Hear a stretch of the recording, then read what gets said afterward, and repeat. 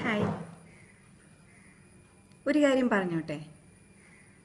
വിവാഹമോതിരം എന്തുകൊണ്ടാണ് ഈ വിരലിൽ ഇടുന്നതെന്ന് ചിന്തിച്ചിട്ടുണ്ടോ? ഞാൻ ചിന്തിച്ചിട്ടുണ്ട്.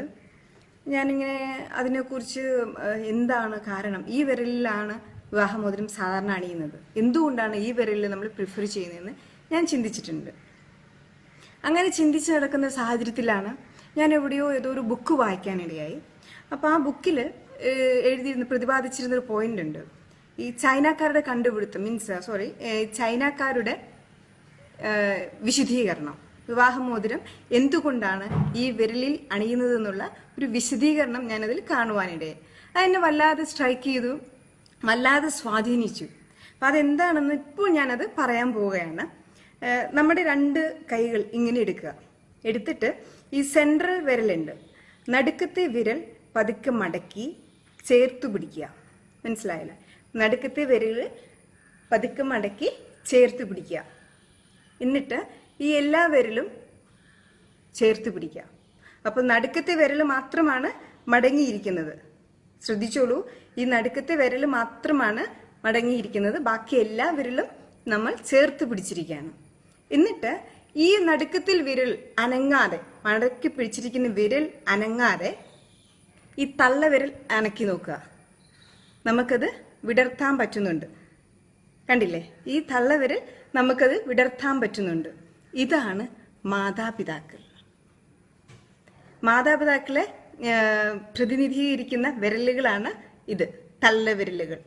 കാരണം ഒരു സ്റ്റേജ് കഴിഞ്ഞാൽ നമ്മൾ മാതാപിതാക്കളെ വിട്ടുപോകണം എന്നാണ് അവർ പറയുന്നത്. രണ്ടാമത്തെ കാര്യം, ഈ വിരൽ, ചൂണ്ടുവിരൽ നമുക്ക് വിടർത്താൻ പറ്റും. തള്ളവിരൽ വിടർത്തി ചൂണ്ടുവിരൽ. പക്ഷെ അപ്പോഴേക്കും നമ്മൾ ഈ നടുക്കത്തെ ഈ വിരൽ അനക്കാൻ പാടില്ല. മടക്കി വെച്ചിരിക്കുന്ന ഈ വിരലുകൾ അനക്കാതെ വേണം ഈ വിരൽ വിടർത്താൻ. ഇത് നമുക്ക് വിടർത്തുവാൻ പറ്റുന്നു. ഇതാരെ പ്രതിനിധീകരിക്കുന്നു എന്നറിയാമോ? ഇത് നമ്മുടെ സഹോദരങ്ങളെയാണ് പ്രതിനിധീകരിക്കുന്നത്. ഒരു സ്റ്റേജ് കഴിഞ്ഞാൽ നമ്മൾ സഹോദരങ്ങളെയും വിട്ട് പോകണം എന്നാണ് ഇതിൽ അർത്ഥമാക്കുന്നത്. മൂന്നാമത്തെ കാര്യം എന്താന്ന് വെച്ചാല് ചെറുവിരലാണ്. ചെറുവിരൽ കണ്ടില്ലേ? ചെറുവിരല് നമുക്കിങ്ങനെ വിടർത്തുവാൻ പറ്റും. ചെറുവിരൽ വിടർത്തണം. അപ്പൊ ഈ ചെറുവിരൽ എന്തിനാണ് പ്രതിനിധീകരിക്കുന്നതെന്ന് വെച്ചാല് ഇത് നമ്മുടെ കുഞ്ഞുങ്ങളെയാണ്, നമ്മുടെ മക്കളെയാണ് പ്രതിനിധീകരിക്കുന്നത്. അപ്പോൾ ഒരു കാലഘട്ടം കഴിഞ്ഞാൽ നമ്മുടെ മക്കളും നമ്മളെ വിട്ടുപോകും എന്നാണ് അർത്ഥമാക്കുന്നത്. മാതാപിതാക്കൾ വിട്ടുപോകുന്നു, സഹോദരങ്ങൾ വിട്ടുപോകുന്നു, മക്കൾ വിട്ടുപോകുന്നു. ഇനിയൊന്ന്, ഈ വിരൽ അണിഞ്ഞ വിവാഹമോതിരം അണിഞ്ഞ ഈ വിരലൊന്ന് അകറ്റി നോക്കിയേ.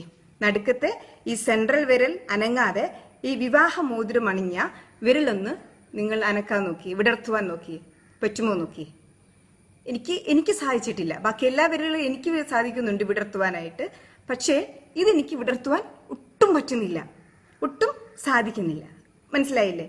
കണ്ടോ, എനിക്ക് പറ്റുന്നില്ല. അപ്പൊ അത് നമ്മൾ വിടർത്താൻ നോക്കുമ്പോൾ ഇത് നടുക്കത്തെ സെൻട്രൽ വിരൽ വിടർന്നു പോകുന്നു. അപ്പൊ ഇതാണ് ചൈനക്കാർ പറയുന്നത്, ഒരിക്കലും നമ്മൾ പിരിയേണ്ടവരല്ല, ഭാര്യ ഭർത്താക്കന്മാര് പിരിയേണ്ടവരല്ല എന്ന് അർത്ഥമാക്കുകയാണ് അവര്. അതുകൊണ്ടാണ് അവര് ഈ വിരലില് വിവാഹമോതിരം അണിയുന്നത് എന്നാണ് അവർ കൊടുക്കുന്ന മറുപടി. ആരെങ്കിലും ചോദിച്ചാൽ അവർ കൊടുക്കുന്ന വിശദീകരണം. എനിക്കിത് വളരെ ഇത് തോന്നി, ഒരു ക്യൂരിയോസിറ്റി തോന്നി. ഇപ്പോൾ തന്നെ നിങ്ങൾക്ക് തോന്നുന്നില്ലേ ഒരു ക്യൂരിയോസിറ്റി? ഇപ്പോൾ തന്നെ നിങ്ങൾ ഒന്ന് ചെയ്തു നോക്കാനൊരു ശ്രമം തോന്നുന്നു ഇല്ലേ? ഒന്ന് ട്രൈ ചെയ്ത് നോക്കിക്കോളൂ. അപ്പൊ എനിക്ക് പറയാനുള്ളത് എന്താണെന്നറിയാവോ? ഇപ്പോൾ ഒരുപാട് വിവാഹമോചനങ്ങൾ നടക്കുകയാണ്. ഇപ്പോൾ ഒരുപാട് പ്രശ്നങ്ങൾ കുടുംബജീവിതത്തിൽ നടക്കുകയാണ്. പക്ഷെ ഇതിനൊക്കെ നമ്മളൊന്ന് മനസ്സിലാക്കേണ്ട ഒരു കാര്യമുണ്ട്. മരണം വരെയും നമ്മോടൊപ്പം ഉള്ളത് മക്കളോ സഹോദരങ്ങളോ അപ്പനോ അമ്മയോ അല്ല. എൻ്റെ ഭർത്താവാണ് എൻ്റെ കൂടെ എനിക്കുള്ളത്, എൻ്റെ ഭാര്യയാണ് എൻ്റെ ഒപ്പം എനിക്കുള്ളത്. മരണം വരെയും എൻ്റെ കൂട്ടായിട്ട്, എൻ്റെ കാവൽക്കാരനായിട്ട്, എൻ്റെ കാവൽക്കാരിയായിട്ട് അവളാണ് അല്ലെങ്കിൽ അവനാണ് കൂടെയുള്ളത്. ആ ബോധ്യമാണ് നമ്മളിൽ ആദ്യം ക്രിയേറ്റ് ചെയ്യേണ്ടത്. പക്ഷെ നമുക്ക് ഒരുപാട് പ്രശ്നങ്ങൾ ഉണ്ടാകാം കുടുംബജീവിതത്തിൽ, അത് സ്വാഭാവികം. കാരണം ഞാൻ ജനിച്ചു വളർന്ന സാഹചര്യത്തിലല്ല എൻ്റെ ഭർത്താവ് ജനിച്ചു വളർന്ന സാഹചര്യം. അതല്ല എങ്കിൽ എൻ്റെ ഭർത്താവ് ജനിച്ചു വളർന്ന സാഹചര്യത്തിലല്ല ഞാൻ ജനിച്ചു വളർന്നത്. അപ്പോൾ രണ്ട് സാഹചര്യം, വ്യത്യസ്തമായ സാഹചര്യങ്ങളിൽ നിന്നും നമ്മൾ ഒന്നിച്ച് ജീവിക്കുമ്പോൾ ഒരുപാട് പ്രശ്നങ്ങൾ ഉണ്ടാകും. പക്ഷേ അവിടെ എന്താ വേണ്ടതെന്നറിയാവോ? നമുക്ക് ക്ഷമിക്കാനുള്ള കഴിവും വിട്ടുകൊടുക്കാനുള്ള കഴിവും. പലപ്പോഴും നമ്മൾ ചെറിയ പ്രശ്നങ്ങൾ വരുമ്പോൾ വിട്ടുകൊടുക്കുമ്പോൾ നമ്മൾ എന്താ ചിന്തിക്കുക? അയ്യോ, ഞാൻ കുറഞ്ഞു പോവുകയാണോ, ആള് വലുതാവുകയാണോ എന്നൊരു തോന്നലാണ്. ഇതൊക്കെ വൃത്തികെട്ട കോംപ്ലക്സ് ആണ് നമ്മൾ വിട്ടുകൊടുക്കുമ്പോൾ അല്ലെങ്കിൽ നമ്മളൊന്ന് ക്ഷമിക്കുമ്പോൾ നമ്മൾ തോക്കുകയല്ല ചെയ്യുന്നത്, നമ്മൾ ജയിക്കുകയാണ് ചെയ്യുന്നത്. കാരണം നമ്മളല്ലേ ജീവിക്കേണ്ടത്. ആരെങ്കിലും വന്ന് നമ്മുടെ ജീവിതത്തിൽ ഇടപെടുന്നുണ്ടോ? ഇല്ല. ഭാര്യയും ഭർത്താവുമാണ് ജീവിക്കുന്നത്. അപ്പോൾ ആ രണ്ടുപേർക്കിടയിൽ ആരെങ്കിലും ഒന്ന് വിട്ടുകൊടുത്താല്, ആരെങ്കിലും ഒന്ന് തോറ്റു കൊടുത്താല് ജീവിതം സ്വർഗമാകും. അത് മനസ്സിലാക്കാതെയാണ് നമ്മുടെ ചീപ്പ് കോംപ്ലക്സ് എടുത്ത് മുറുകെ പിടിച്ചുകൊണ്ട് നിൽക്കുന്നത്. അങ്ങനെ വരുമ്പോഴാണ് ജീവിതത്തിൽ പ്രശ്നങ്ങൾ ഉണ്ടാവുക, കുടുംബജീവിതത്തിൽ പ്രശ്നങ്ങൾ ഉണ്ടാവുന്നത്. മക്കള് ഒരുപാട് ബാധിക്കുന്നു. ഇതെല്ലാം മക്കള് വഴിതെറ്റി പോകുന്നു ഈ കാരണങ്ങൾ കൊണ്ട്.